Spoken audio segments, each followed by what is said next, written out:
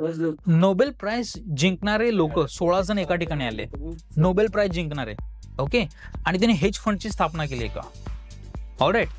आता मला सांगा, नोबेल प्राइज जिंकतात म्हणजे it is epitome of success.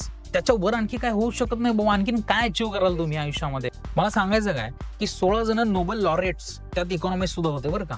त्यांनी आलेने हेज फंड एक तयार केला आणि हेज फंडमध्ये लोकांनी इन्व्हेस्टमेंट सुद्धा केली आणि लिटरली 2 वर्षामध्ये त्यांचा हेज फंड लॉसमध्ये बुडून गेला. हेज फंडच संपला.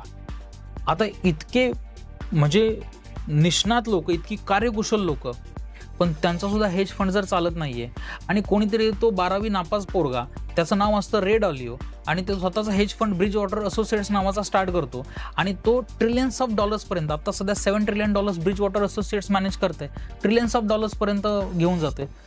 ॲक्च्युअलमध्ये तुम्ही किती इंटेलिजंट आहात शेअर मार्केटमध्ये ह्याचं घेणं देणंच नाहीये. काय तुमचा इंटेलिजंट कोशंट जो आहे ना, IQ ज्याला म्हटलं जातं, इंटेलिजंट कोशंट, त्याला काही घेणं देणंच नाही. तुमचा EQ काय आहे?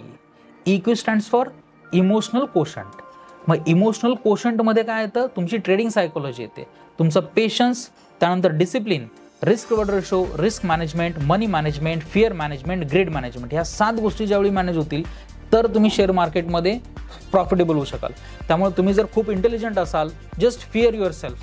आणि तुम्ही जर इतके जास्त इंटेलिजंट नसाल, तुमचा इमोशनल कोशंट जो आहे ना तो चांगला असेल, you are very much liable to get the success in the share market.